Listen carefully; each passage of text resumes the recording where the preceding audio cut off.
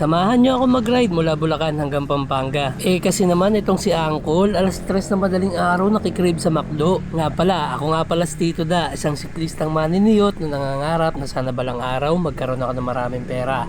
At kung paano ko gagawin yon, hindi ko pa rin alam. Eksaktong alas 4 nga na madaling araw nag-ride out ako dito sa may Bulacan. Alas 3 lang sana ako aalis, kaya lang dahil nagdadalawang isip, tatlong isip, ayan, inabot ng alas 4. At dahil sobrang dilim nga rin ng mga dadaanan, ini-skip ko na lang yung ibang part. Andito na nga tayo sa may Philippine Arena. At isa pa, dahil wala rin tayong ensayo, dahan-dahan lang din. Takbong 20 lang to par. Mahirap kasi puwersahin, baka hindi tayo makarating hanggang Pampanga. Tapos solo ride pa, iyak-iyak ka talaga. Pagdating ko nga ng Giginto, nagkaroon pa ng aberya. Muntikan na malaglag yung Insta360 ko. May lumuwag na naman na tornilyo kaya inayos ko muna. Saktong alas 5 nga na marating natin tong arko ng Malolos. Oo, yan na yung bagong arko. Andito pa nga yung luma, hindi pa rin nila inaalis. Nasa gilid lang ng kalsada. At dito na mag-uumpisa yung nakakasawang patag. May kasama rin talaga dapat akong pumunta dito. Kaya lang hindi kasi nagtatapat yung schedule namin ng tropa ko.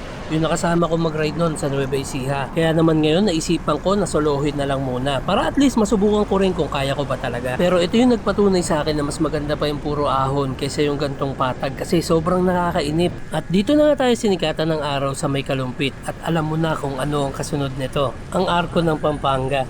Medyo napapangiti-ngiti na ako ng part na to kahit na sobrang nahihirapan na ako kasi nga andito na ako sa Pampanga. Iba pa rin talaga kapag may ensayo ka, hindi yung binubudol mo yung sarili mo sa biglaang long ride. Kasi nga nagkasakit nga ng katamaran. At mula dito, dadaanan lang natin yung dalawang bayan. Ito ang Apalit at ang San Simon. Malapit-lapit na rin to, nasa 20 kilometers na lang kung di ako nagkakamali. At mas okay kung may headset ka para sound trip na lang habang ine-enjoy yung view. Eksaktong alas 7 nga nang marating ko ang arko ng San Fernando. At maya pa, narating ko na rin ang pinakamalaking McDo dito sa Asia. Na dati, pinapangarap ko lang puntahan. Pero ngayon, nasa harap ko na.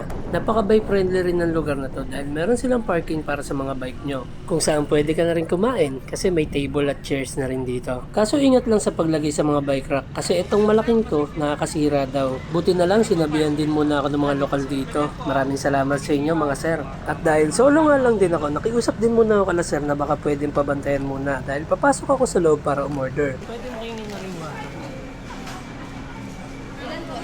Isa lang. Thank you. Kaso nakalimutan ko, magbabike nga pala ulit ako pabalik. Nag-heavy meal pa ako. Pagkatapos ko nga kumain, nagpahinga lang saglit. Tapos nag-ride out na rin para bumalik ng Bulacan. Oo, yun lang talaga ang pinunta ko dito. Hindi na rin ako masyadong nagtagal dahil tumataas na rin ang araw at umiinit na rin. Pero puputulin ko na muna dito ang video dahil ibang karanasan ang ikukwento ko sa inyo habang pauwi ako.